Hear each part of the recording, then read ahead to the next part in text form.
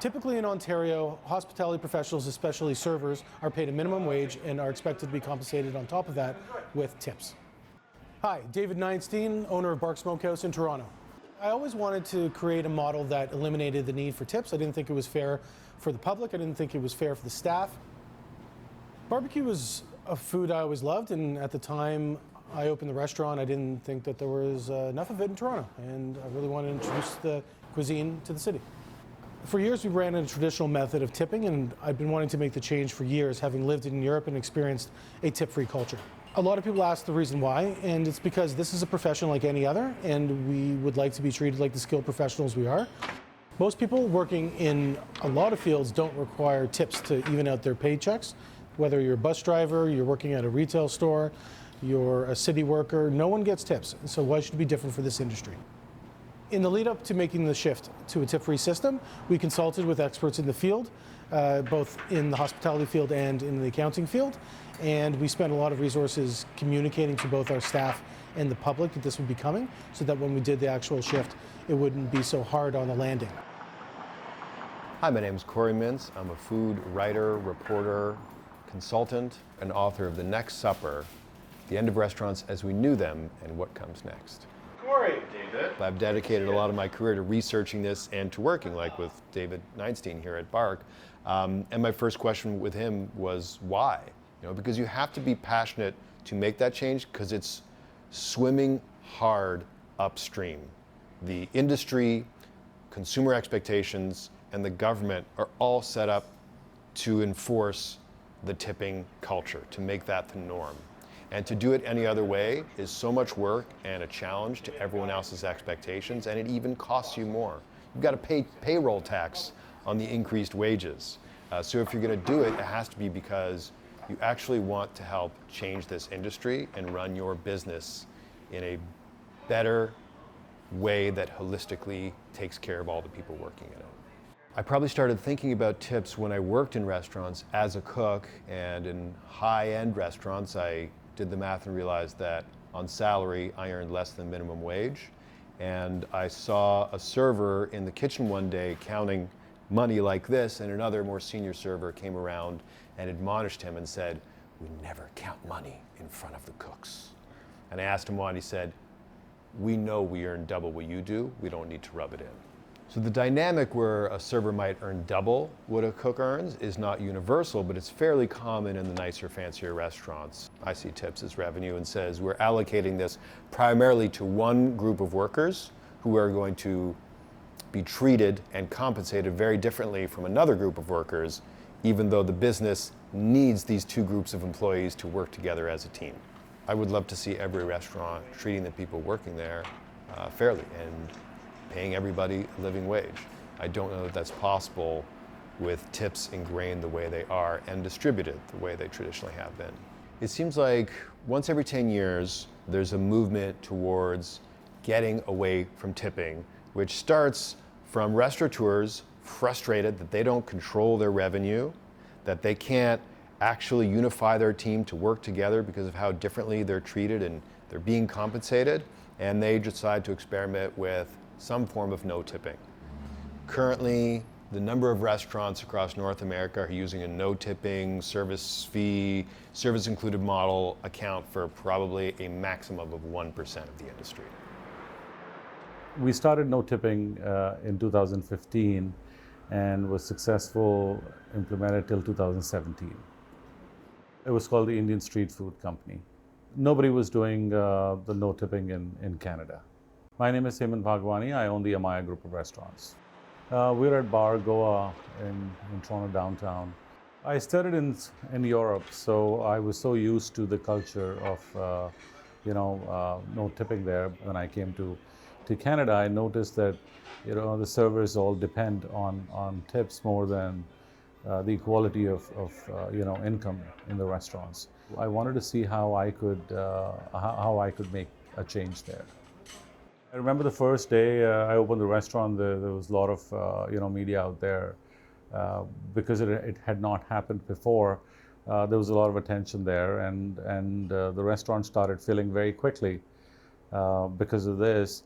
I think also when people were coming in, they were very confused with should we tip, should we not tip, even though as soon as they walked in, we told them there's no tipping in the restaurant.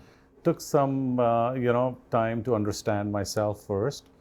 It was hard because when I started doing it, people who used to work in the restaurant, actually the career servers probably, or who were used to normal tipping style, decided to leave. And I had no idea how I would make this work without them. It's how you're going to maintain it was becoming harder. I realized it while I was doing it, how much the staff were involved into it. And eventually when we started doing the taxes there, I realized that CRA thought this was an income for the restaurant which is coming. So they taxed me there. They taxed on payroll taxes. So on both sides I got taxed on it as giving it out to the staff. So that's where it became a little messy in doing it.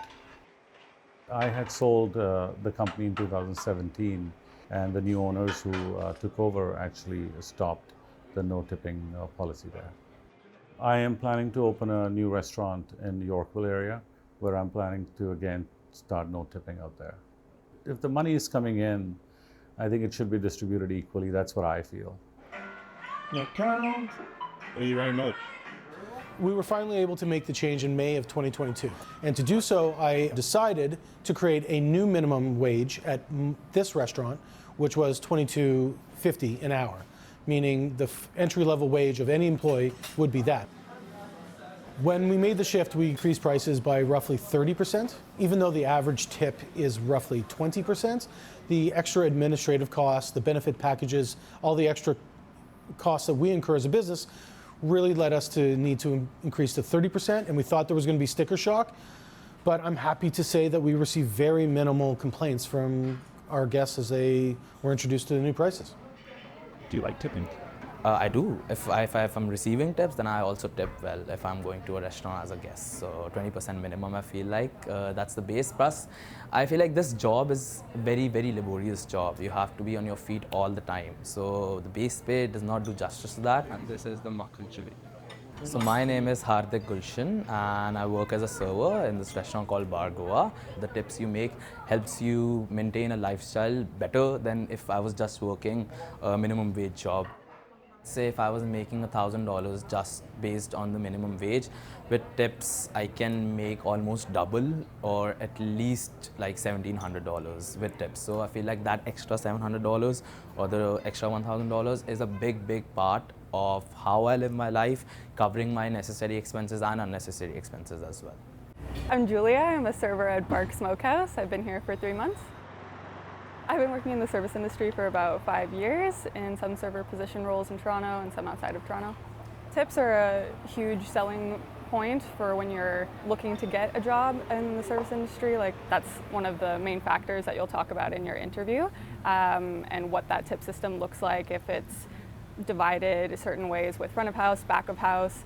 So when I applied here and I saw that it was a full wage system, that definitely piqued my interest, and I wanted to know more about that since I had never worked in that kind of environment before. I remember when I was preparing for my interview and I read a few articles about Dave and the no-tip system and the way he spoke about it in terms of it just creating such a supportive work environment between coworkers, front of house, back of house. It seemed really appealing to me and was something I wanted to learn more about. I was definitely concerned I would make less money if I gave up tips. And I haven't done the exact calculations comparatively to, say, last summer working at a restaurant that did have a tip system, but I would say just the difference in the work environment, the fact that it's much less toxic here, everybody really supports each other, and so it's a lot more consistent to have a set wage and to know what my shifts are going to be like every single day of the week, that it doesn't matter what section I have, what shift I have, who I'm working with, that it'll be a good shift. When I'm not serving, I have another job. I work as a drawing and painting instructor for kids and adults.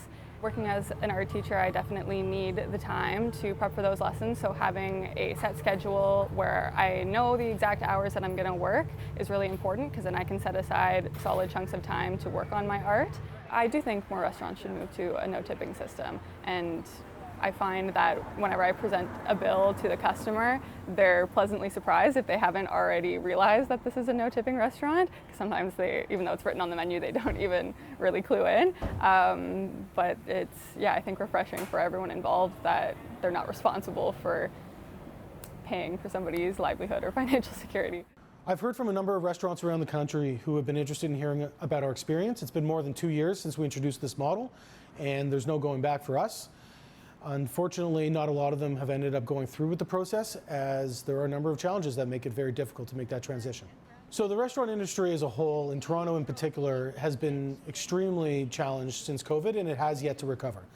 Business is definitely down, I could say anecdotally, across the board by at least 25-30%. Costs are up 25-30%. Labor is up. Everything's up. All the wrong stats are going in the directions we don't want them to go in, and so it's a very challenging time for this industry. We are generally losing money week to week. There are some weeks where we're doing okay, but it's a lot better than it was just post-COVID. But we're slowly getting out of a hole as business is starting to increase and ticket prices are starting to go up, but I think it'll be another year before we actually start to see black on the regular. If we eliminated the no-tip model, our administrative costs would go down, our general labor prices would go down significantly, and we would probably be making a lot more money. No matter what happens in the financial setting, I'm not interested in moving back to a tipping model. I'm truly against it. I'm opposed to the practice in principle. Restaurants have been the central preoccupation of my adult life, from being a cook, restaurant critic, food reporter. Now, what's so special to me about restaurants, in addition to I'm going to try something delicious or amazing I've never eaten before, but it's an opportunity for someone, me, at my economic class, to experience what it's like to be a wealthy person for one night, for the cost of $50 or $75.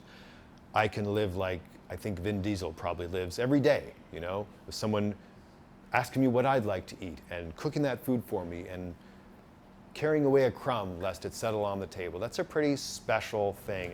If a guest comes into the restaurant, I'm giving them food. That's not just part of the job that gets me the tips. It's an experience. It's how I talk to them, how I make them feel while they're in the restaurant. You know, if you come into the restaurant, it's my job to make you feel like a king. And if you do not feel like that, then I wouldn't expect a tip from you.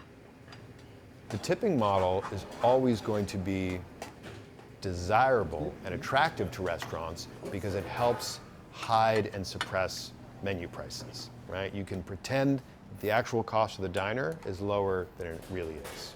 To really see tips being abolished and everyone move towards a full wage model, whatever you want to call it, you'd need to see a sea change of political will or industry change, and the industry is not one that changes overnight.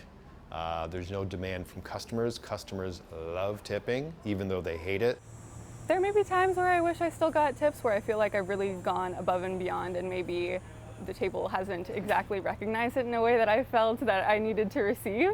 But also, overall, I feel more valued, and it's kind of nice, I think, for everyone involved that it doesn't feel like it's on the customer to provide me with some sort of living wage, and to have a living wage is already kind of a problematic sentence in itself. Like, we should all be able to have health insurance and pay our rent and take care of ourselves mentally and physically, and so I think having it written on the menu that we don't accept tips, that we have a higher wage, lets people know that this is work, that it is skilled labor, and we are good at what we do, and we deserve the pay that we get.